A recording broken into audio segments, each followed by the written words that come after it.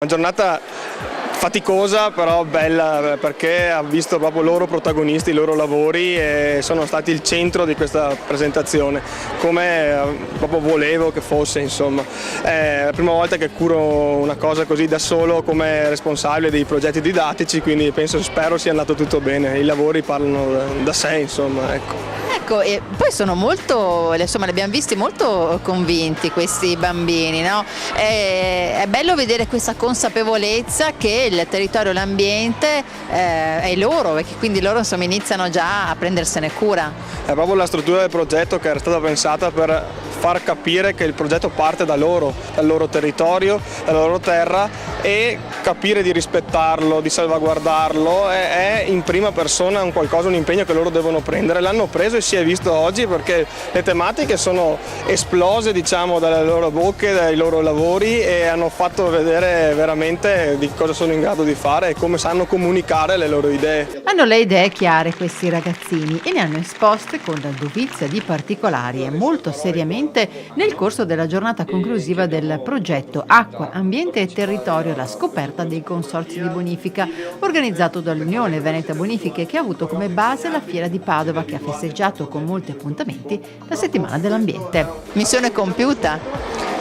Missione compiuta fino a un certo punto, perché credo che l'investimento che stiamo facendo come consorzio di bonifica, come Unione Veneta delle Bonifiche, come Regione Veneto verso le scuole sia un granello e un primo tassello di un percorso che dobbiamo fare. Oggi concludiamo, ci diamo già appuntamento sicuramente il prossimo anno, perché il coinvolgimento del futuro, che significa i nostri figli, gli alunni, gli scolari, è il coinvolgimento importante per dare una continuità alla prevenzione e una continuità al lavoro che stiamo facendo per rendere il Veneto sempre più vivibile e sempre più sostenibile. E la difficoltà immagino sia stata quella di mettersi sulla stessa lunghezza d'onda dei bambini, no? A volte saremmo tornati anche noi volentieri i bambini, credo che questo sia un problema, ma abbiamo trovato degli insegnanti, quindi un corpo insegnante molto ben preparato e delle persone che ci hanno seguito molto ben preparate, quindi credo che abbiano superato questa cosa. Certo che mettersi sulla stessa lunghezza d'onda a volte l'età non aiuta, però l'abbiamo fatto molto volentieri, siamo tornati un po' bambini anche noi. I lavori sono stati precisi, si sono impegnati nella produzione di video, di fotoromanzi, giornalini, cartellonistica pubblicitaria, ma anche spot, animazioni e fumetti.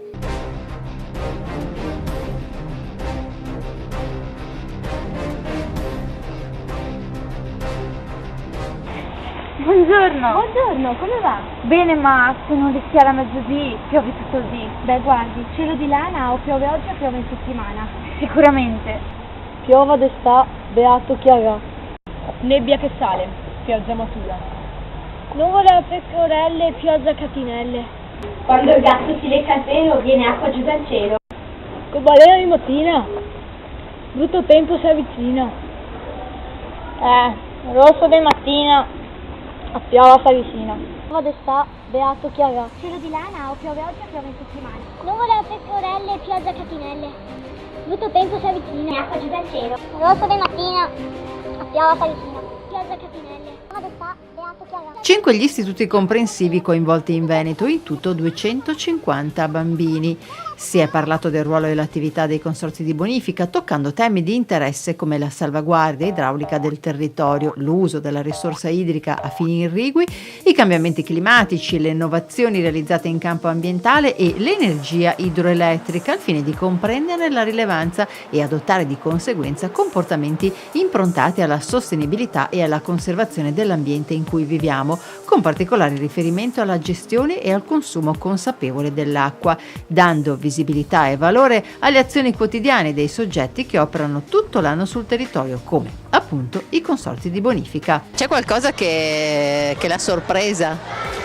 Mi ha sorpreso la professionalità di certi bambini, veramente sembravano quasi degli ingegneri, anche quando gli esperti dei consorzi andavano in classe rispondevano come fossero veramente ingegneri. Questo è un grande lavoro degli insegnanti che supportano i ragazzi, soprattutto nelle scuole primarie e anche nel secondario di primo grado, li supportano, li seguono veramente su queste tematiche. Questo è un lavoro, diciamo, in più, ma che si inserisce nel curriculum dei ragazzi, che è molto importante, quindi comunicare delle idee e delle nozioni particolari. Questi ragazzi si sono anche sentiti in qualche modo privilegiati, perché lo ricordiamo, queste sono alcune classi di alcuni istituti. Insomma, la cosa bellissima sarebbe che anche i loro compagni potessero potessero fare un'esperienza simile. Sì, questo è stato proprio un punto zero, diciamo, abbiamo provato con 8 classi, abbiamo visto che le cose sono andate molto bene. Dipende sempre dai finanziamenti, come sapete la scuola ha difficoltà e ha bisogno di qualcuno come l'Unione Veneta Bonifica, che ha sostenuto, e la Regione del Veneto e l'Assessorato all'Ambiente, che hanno sostenuto proprio questo tipo di progetti.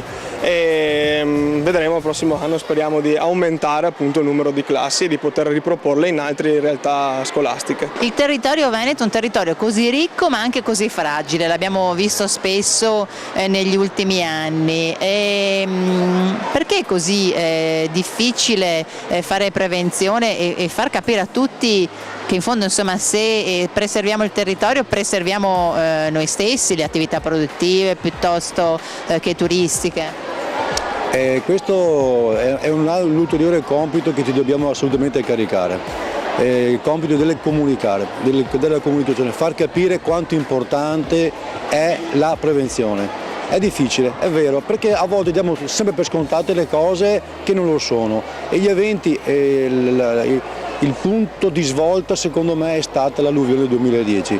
Fino a prima sì, qualche problemino, ma l'alluvione del 2010 ha fatto capire quanto fragile è il Veneto e quanto fragile è questa realtà. Una realtà economica importantissima, una delle più grandi realtà economiche non d'Italia ma d'Europa, che non può essere a rischio idraulico in questo modo, per cui dobbiamo continuare questo tipo di prevenzione di lavoro, sulla prevenzione e quindi anche sul futuro dei nostri figli. È una cosa è una lunga cosa, che deve partire da istante e ci vuole del tempo, non si conclude in pochissimo tempo. Il progetto multimediale è nato dall'esigenza di sensibilizzare gli alunni delle scuole primarie e secondarie di primo grado del Veneto alla conoscenza, al rispetto e alla salvaguardia del loro territorio, partendo dunque da quello che molto spesso i ragazzi vedono ma non osservano attentamente, il loro habitat di appartenenza. Come si fa a parlare ai bambini, per esempio bambini delle elementari, ma abbiamo visto anche bambini delle medie?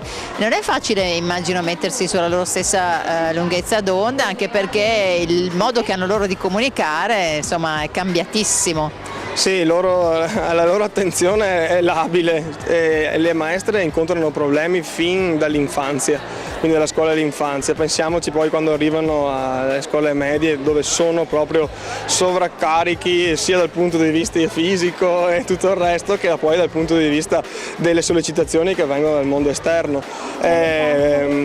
Questi tipi di laboratori sono pensati proprio per comunicare e per adattarli alle varie realtà sia scolastiche ma anche alle varie classi. Proprio nello specifico parlo molto con gli insegnanti, cerco di capire com'è la classe e là il progetto viene modulato appunto su di essi, proprio quasi fosse creato su misura, insomma. E forse ancora di più per i bambini moderni, diciamo, il fatto di uscire dalla classe consente loro ovviamente di fare un'esperienza particolare, ma di vedere e toccare con mano, perché l'esperienza, quella più fisica è quella che manca adesso. Sì, infatti, ma queste scuole magari sono anche un po' più fortunate perché vengono da realtà di campagna, diciamo, non proprio di cittadine. Quando lavoro con le scuole cittadine questa cosa è veramente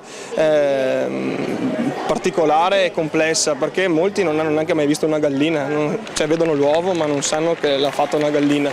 E sembra una banalità, ma ci sono bambini che non sono neanche mai saliti su un albero, perché non ne hanno attorno, e quindi quando escono e vanno a vedere queste realtà è molto importante che le possano toccare con mano e le fanno proprie, ecco perché poi riescono ad essere così comunicativi. Anche quest'anno, nel mese di novembre, forti piogge su tutto il territorio. Ma ora sto qualificando il pensiero dal consorzio di bonifica un servizio su una nuova forma di sicurezza. Grazie, siamo qui con l'ingegnere del consorzio di bonifica per parlare delle casse di espansione. Grazie, le casse di espansione servono per raccogliere l'acqua in caso di forti piogge e per evitare inondazioni. Ma da oggi queste casse vengono usate per un doppio scopo. Vedete, quando d'inverno le piogge sono forti, l'acqua viene fatta defluire nelle casse prima che il fiume esondi. Ma ora abbiamo pensato anche di tenere quest'acqua in serbo per l'estate, quando piove meno, e di usarla come riserva per irrigare i campi. Un'altra novità TG. Cassa di espansione, scienza e protezione. Investire sui giovani, in questo caso giovanissimi, è stata una scelta ben precisa e il progetto li ha accompagnati per tutta la durata dell'anno scolastico attraverso laboratori multimediali, lezioni in aula, ma anche visite guidate ai luoghi di bonifica. Alla lezione inaugurale è stato loro consegnato il diario di Alex e Flora, la scoperta del meraviglioso mondo dell'acqua, un vero e proprio supporto consegnato alle scuole aderenti al progetto per aiutarle nella loro attività extrascolastica. Importantissimo è la collaborazione con gli insegnanti. D'altronde loro sono il motore, i progetti vengono proposti, ma poi l'insegnante lo deve far suo e lo deve spendere in classe anche al di là delle ore nelle quali io sono stato a lavorare con loro o altri formatori sono stati a lavorare con loro. E se questo progetto continua anche poi nell'orario curricolare è fantastico, perché vuol dire che è servito non solo in quel momento di 10 ore che facciamo con le scuole, ma molto anche di più per i ragazzi stessi. Educare gli studenti alla salvaguardia del territorio con esperienze didattiche legate ai nuovi media e quindi sintonizzandosi sul loro linguaggio significa formare cittadini consapevoli che sappiano con nuove competenze comunicative veicolare le loro conoscenze oltre l'aula scolastica.